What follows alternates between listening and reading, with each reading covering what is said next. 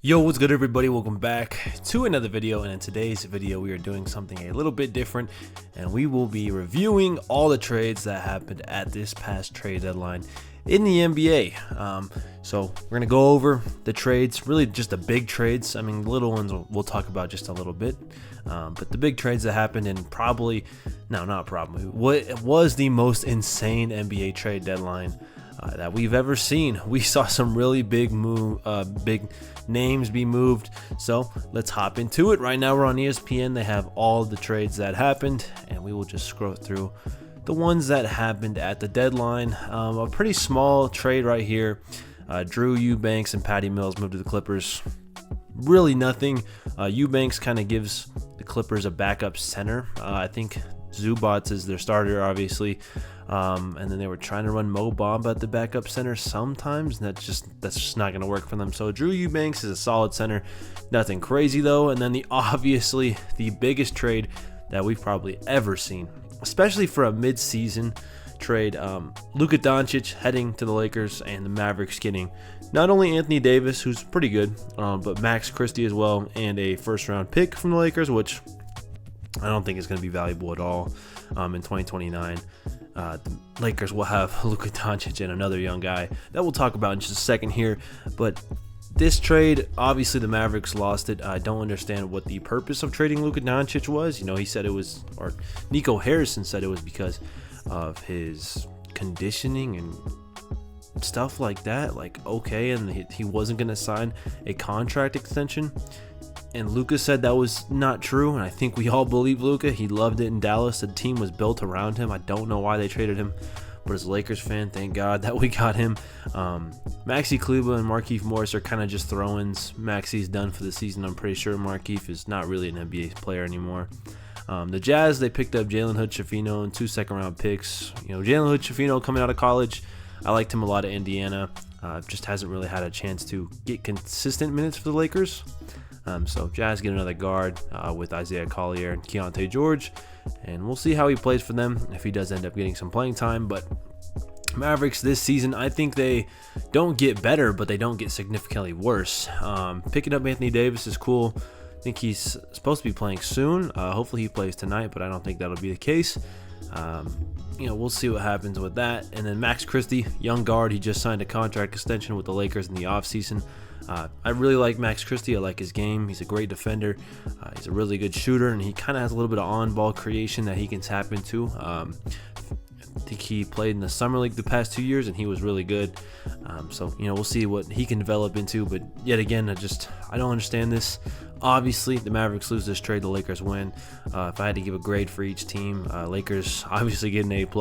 Mavericks, I think some people are too hard on them, but I mean, I would have to give it like a C, maybe a C+. You got some really good talent back, but Luka Doncic just led your team to the NBA Finals last season, and he's 25 years old. So that's obviously not the greatest thing in the world. Next, probably the second biggest trade, I would imagine. You could say the Jimmy Butler trade, but De'Aaron Fox heading to the Spurs.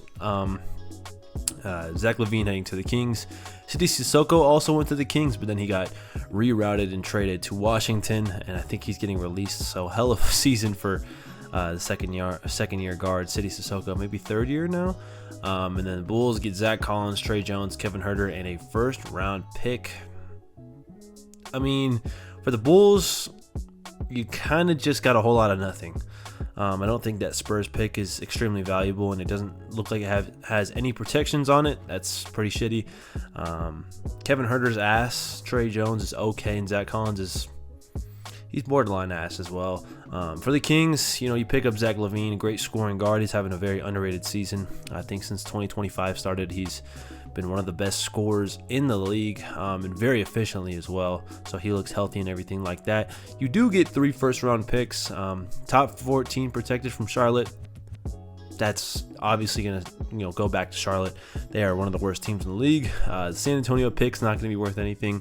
That Minnesota pick may be worth something in 2031 if Ant decides to leave by then, and they're kind of on a rebuild. We'll see. And then second-round picks don't really matter a whole ton. But nice to pick up Zach LaVine. Just not really the return you would expect for De'Aaron Fox, who has been so good for your team for years on end.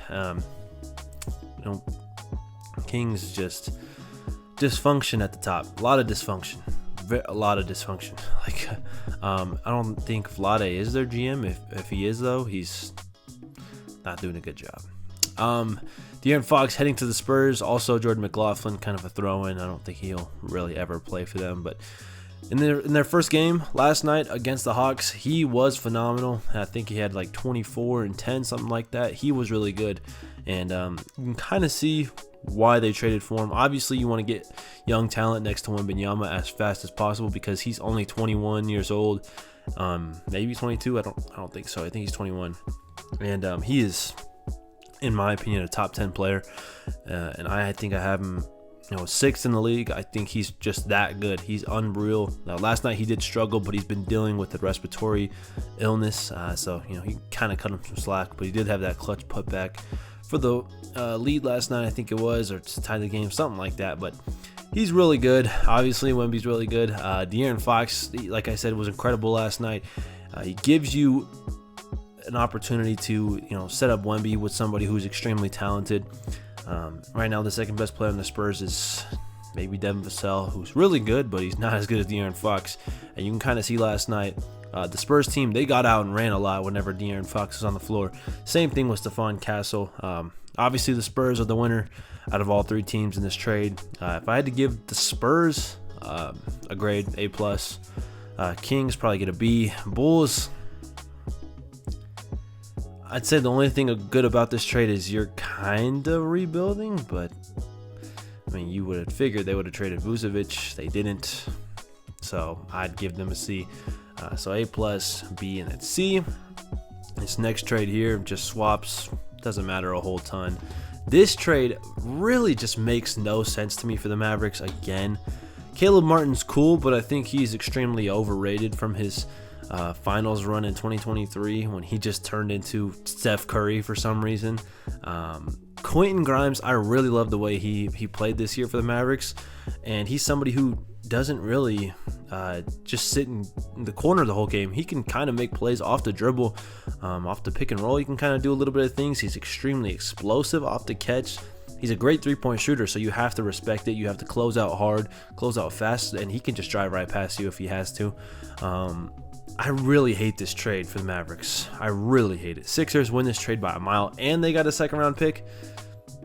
That's, an incredible fleece, and Nico Harrison is just not doing his best job right now as a GM. I thought he's been doing really good over the past few years, and then all of a sudden he has just been terrible. So Mavericks lose this one, obviously. Sixers, A+. Caleb Martin wasn't really playing for you, and he wasn't that good when he did play. So A+ for them, and for the Mavericks, I'm going to give them like a D. That's just a terrible trade. Absolutely terrible. Pistons get KJ Martin for cash considerations, and they get 2 second-round picks. A+ for them. Sixers, you weren't even playing him. I guess you just get some extra cash. I'll give you a B. This trade I didn't like at all for the Celtics. I think they did want to open up another roster spot. Maybe they're going to be active on the buyout market. I don't even know if they can. The second apron is extremely complicated, so I don't know if they can really even do anything with that extra roster spot, but they get a second-round pick. They trade away a second-round pick in Jaden Springer, who is a young guy who fits into this culture of the Rockets immediately. He is an incredible defender. His offense is very bad, but has shown flashes at times of being an okay three-point shooter, and he's going to hustle out there. His defense, he is one of the most impressive lateral quickness and twitchy defenders I've seen. Really weird because he's a bench guy and he doesn't really play a ton, but he's really good. I like Jaden Springer, so Rockets, I'd give you an A+. You basically got Jaden Springer for free. Celtics, I don't know what they're doing in this trade. I'll give them a C+. At least you got a second-round pick. It's better than just waiving him, I guess. I don't know. I really don't know what they were doing with that. OKC, they just released Daniel Tice. This trade is nothing, honestly. And then Jonas Valanciunas going to the Kings for City Sissoko and 2 second-round picks. For Washington, I feel like you could have got more for Jonas Valanciunas. I think the Lakers wanted him, but they obviously got somebody who I think is better. Okay trade for them. Kings, beautiful trade. You just basically got Jonas Valanciunas for free. I don't know if he's a free agent this year or not, but it's nice to just have another backup big. If you really wanted to get greedy, you can run both him and Sabonis and just get every rebound ever. but I don't think they're going to do that. Jonas has ties to DeMar DeRozan, who he played in Toronto with, and then obviously Jonas and Sabonis played on the Lithuanian national team, I believe, together. So that's cool. Kings get an A+ for this. Wizards, you also get an A+. You get 2 second-round picks. You got a young guard, but you waived them. I think both these teams win this trade. Win-win trade. This trade right here, very interesting. The Bucks pick up Kyle Kuzma, Patrick Baldwin, Jericho Sims, and a second-round draft pick. Very interesting. Very, very interesting. Wizards pick up Chris Middleton, AJ Johnson, and a first-round pick swap. And then DeLon Wright gets traded to the Knicks. Wow, I didn't see that. And then they get cash considerations. So we'll start from the bottom. DeLon Wright did not play a whole lot for the Bucks, and when he did play, he just didn't look like somebody who can contribute to a winning team. Knicks, just get some cash. Get rid of Jericho Sims, who a lot of Knicks fans hate. For the Wizards, you get Chris Middleton. Interesting to see what they're going to do with him. He just came off of double ankle surgery in the offseason. I've watched a ton of Bucks games, and at times he's looked like the regular Chris Middleton, but majority of the time he's just kind of looked washed. He's can't really move laterally. He doesn't play on back-to-backs a lot. His defense is terrible. The first-round pick swap may be interesting, but the underrated part of this trade that I didn't really like for the Bucks at all was trading AJ Johnson, your first-round draft pick. A 6'5", 6'6", fast guard, great handles. He's really raw, but he's pretty athletic. I just thought he was going to be somebody they could potentially have on the team next to Tyler Smith in a few years and just have them develop together. I like AJ Johnson, but maybe I'll be wrong. Maybe the Bucks didn't like him. I don't know. He gets moved to Washington, so for Washington, I mean, even just trading AJ Johnson for Kyle Kuzma straight up, I think it's a good trade for them. So, nice for the Wizards. They held on to Kuzma for way too long. They could have got him a first-round pick or two, maybe even last year or 2 years ago, but it's whatever. Then the Bucks, they pick up Kuzma, Patrick Baldwin, who probably won't play at all, and Jericho Sims and second-round draft compensation. Jericho Sims is interesting. The thing that the Bucks struggle the most with, they're old as fuck. I think they're the oldest team. No, they are the oldest team in the league. And they don't have any athletes outside of Giannis. Like, really, there's just no athletes. Obviously, Ajax is an athlete as well. So you pick up somebody who's young. Maybe he plays good. He was just not good with New York. Obviously, he has a ton of potential. He always will, as long as he stays as athletic as he is. But, we'll see. The things that the Bucks did, I think the Bucks made the best out of these three teams. Honestly, I do. Because you get Kuzma, somebody who can score. He was an elite role player with the Lakers, and obviously he's been playing a different role with the Wizards. I think he'll lock in more defensively. I mean, I could just be guessing, right? But I think he'll be better defensively for the Bucks. 6'8", 6'9", defensive versatility is obviously there for Kuzma. He's not going to be forced into being some great offensive option for them. He can be at times. I mean, Kuzma had some really big games with the Wizards, averaged 20 points per game with them. So we'll see. But obviously, the Bucks just wanted to get younger. Chris Middleton's getting paid a lot of money, and I think this was a really good trade for the Bucks. I feel like they should have done more, but Bucks, I give them a B+, maybe an A. Wizards, give them an A. Knicks, they just get a B. They just kind of did whatever they wanted. This trade is very interesting. Brandon Ingram being shipped to the Raptors for half-eaten Snickers bar. I mean, nothing phenomenal. Bruce Brown, I don't remember the last time I've seen him play. It's been a while. He hasn't been an impactful player since he won the championship. Olynyk's okay. The Raptors is interesting because I believe they're top 5. They're like looking at a top 5 pick this year if they keep up the way they've been playing, like terribly, obviously. So I think Ingram's still hurt. Ingram was just never healthy with the Pelicans. Really, the Pelicans were they've never been healthy as a team. There's always some injuries with them. So, it's cool to get Brandon Ingram. He's a free agent after this season, which is a little risky. If you traded all that, you might as well just hung on to Bruce Brown. And Bruce Brown expires. I don't know what Kelly Olynyk's contract is, but a weird trade. I'm just gonna give both teams a C plus. I don't think the Pelicans got. Oh, I actually think the Pelicans won this trade because you get Trey Murphy, moving him into a better spot. So I'll give them a B plus. I'll give the Raptors a C plus. If Brandon Ingram is healthy, it's interesting. You have him and Scotty Barnes. Grady Dick's obviously been really good this season, but doesn't really move the needle at all. At all. Maybe they re-sign him and then trade him, or maybe they just did this for no reason. I don't know what the Raptors are doing. Really don't know what they're doing, but Trey Murphy will have a chance to, be the starting forward for the Pelicans, and I like that for them. This trade, incredibly surprising again. Rob Pelinka, I don't know what he does when he talks to these GMs, but it's working. His charisma must be off the charts. Lakers get Mark Williams, and then the Hornets get Dalton Connect, Cam Reddish, pick swap, and an unprotected first-round pick. By 2031, you never know, but hopefully the Lakers have Luka on the roster, and they won't be that bad. For the Hornets, you get 23-year-old Dalton Connect. He's a rookie, but he does have some space to grow still, even though he is 23 years old. Tall, can shoot the ball, pretty athletic. Cam Reddish, he is what he is at this point. I've kind of given up on Cam Reddish becoming, he's at times he's been impactful, but really just a consistently impactful NBA player. It's whatever. Picks are never bad to get. You can always take picks, especially an unprotected one. That's great. So, good for the Hornets. More scoring next to LaMelo and Brandon Miller. That's a really good scoring trio, though, with Connect. So, let's see what they could do. Hopefully, Tajon Salon develops for them. He's a really intriguing guy out of France. He can kind of shoot the three ball. I think they're just trying to put up as many threes as they can. I think with Charles Lee as their head coach, who came over from Boston, they want to try and kind of replicate that same formula. Just take a bunch of threes. They're still working on the defensive aspect of stuff. The thing that confused me the most, why the hell would you trade Mark Williams, who pairs absolutely perfect with LaMelo Ball? Who knows? Maybe they want a shooting center, but right now I think their starting center is Moussa Diabate.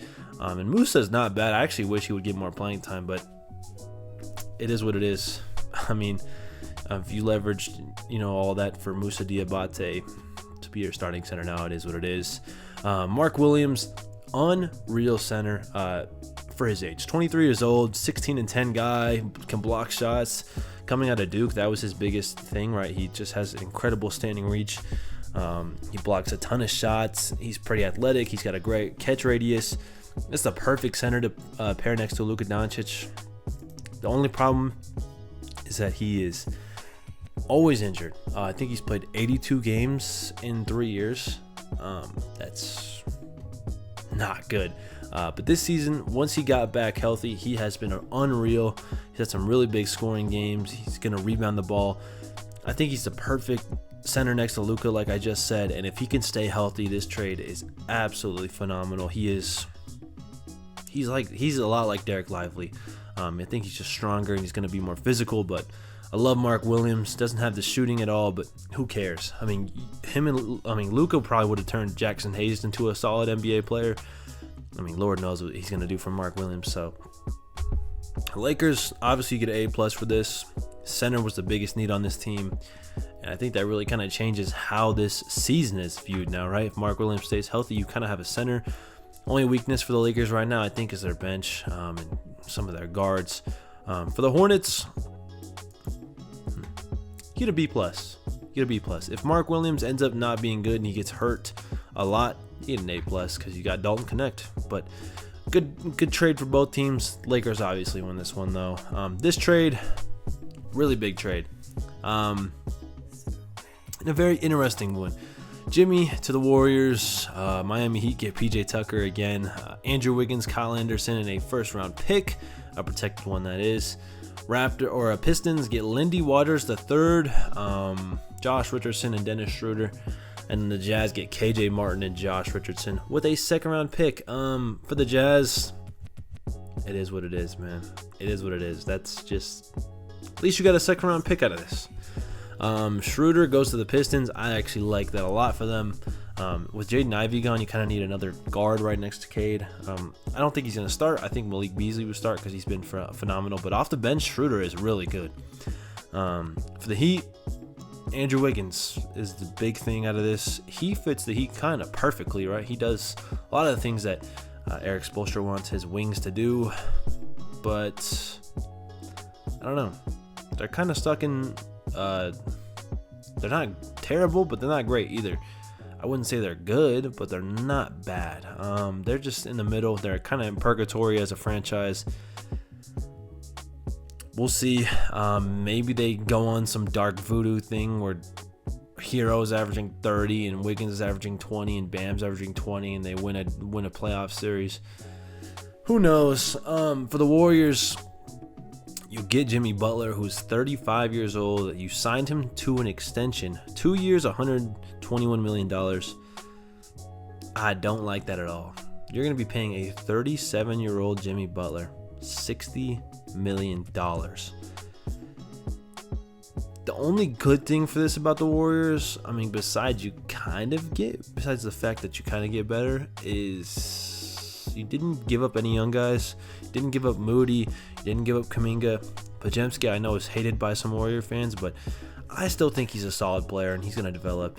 You didn't give up any young guys, but did you really get all that better? I mean, the lineup's going to be Steph, Hield, Butler, Draymond, and Trace Jackson Davis. I don't think that makes you better than a lot of teams, especially in the West. I mean, I think the Spurs are still better than them, so a weird trade, but I understand the urgency. Steph only has so many years left. The team that I think wins this trade is the Pistons. I mean, you get Dennis Schroeder, Josh Richardson, and Lindy Waters. At worst comes to worst, Lindy Waters some more floor spacing. Richardson's a solid defender, he can hit the three ball, and then Schroeder's gonna score and be a great floor general for you off the bench. Trade KJ Martin, Jazz. I give them an A. You got a second round pick. They'll probably flip KJ Martin.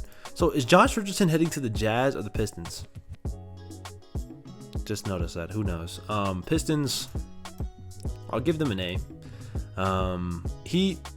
You got rid of Jimmy Butler. You get an A as well. The Warriors, I'll give you a B. Just not a great trade for them, but I understand they had to do something. They couldn't just sit there. This trade is just a whole lot of nothing. This trade is interesting. I love Davion Mitchell's defense. He was getting DMPs with Jamal Shed there, back and healthy. Raptors get PJ Tucker again. He is definitely getting waived or something. Maybe he'll stay there and mentor Scotty Barnes for defensive purposes, but Davion, great defender, fits what the Heat want to do. Well, I guess the Hornets starting center is Yusuf Nurkic now. I forgot about that. Not Musa Diabate. Maybe I would still start Musa. I mean, you get a first-round pick. That's crazy. The Suns gave up a first-round pick just to get rid of Yusuf Nurkic. Home run trade for the Hornets. I guess it could be a home run trade in the sense that the Suns get rid of Nurkic, who did not have a great relationship with Coach Bud. I don't know. Cody Martin doesn't really move the needle, and neither does Vasile Micic. You have Tyus Jones and Monte Morris. At least you got a second-round pick. Hornets win this one by $1 billion. A+ for them. Suns. I mean, is that the Suns' first-round pick next year? That would be terrible.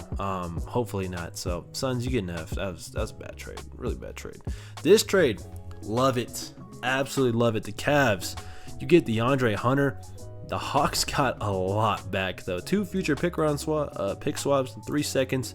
Niang's okay, and LeVert's pretty solid. But I want to talk about the Cavs.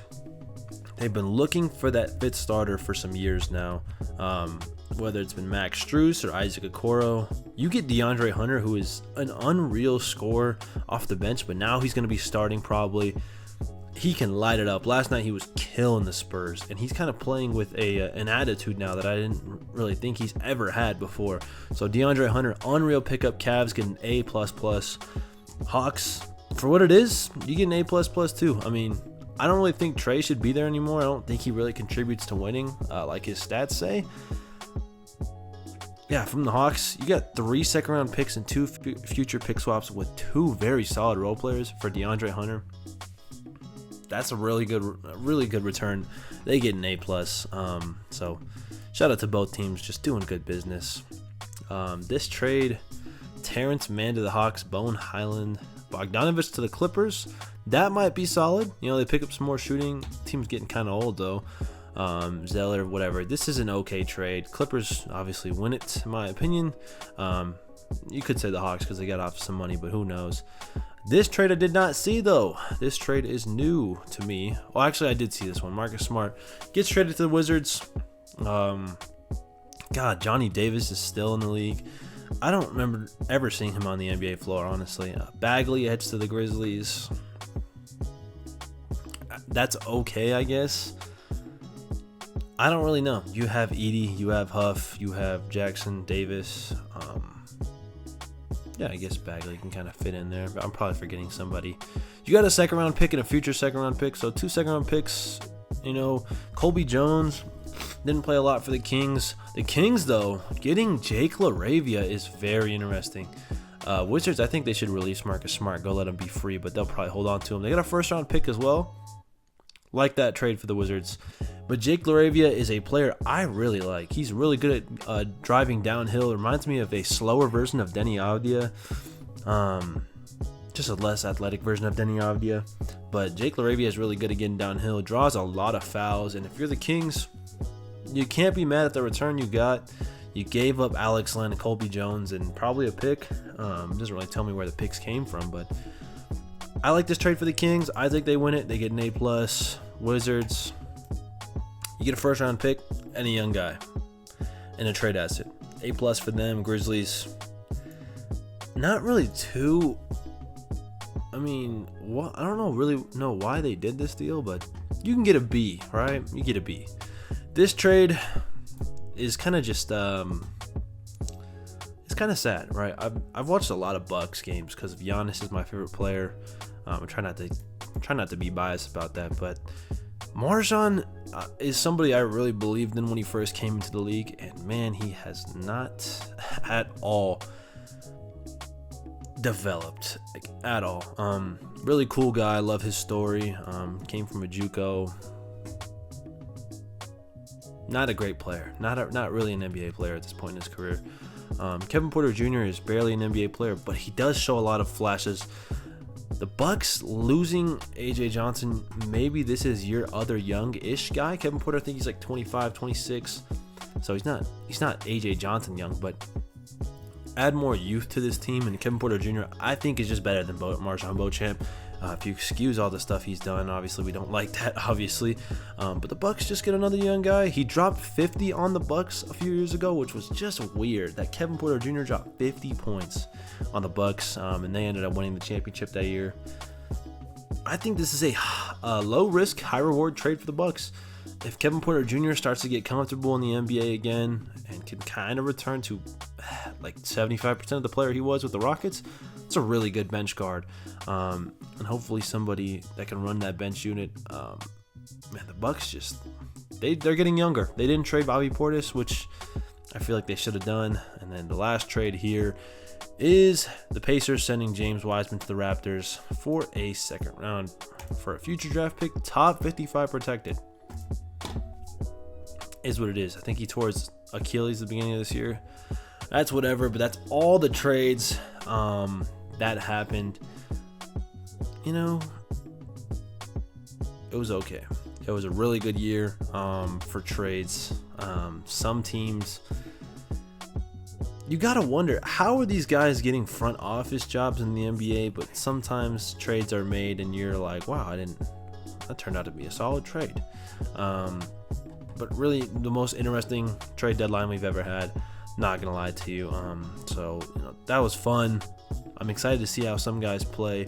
Luka Doncic, that's the most intriguing in my opinion. He makes his debut on Saturday supposedly, so I'm excited to see how that turns out. But anyways, you know, if you guys enjoyed, let me know. Comment your opinions on some of these trades, and I will see you guys next time. Peace.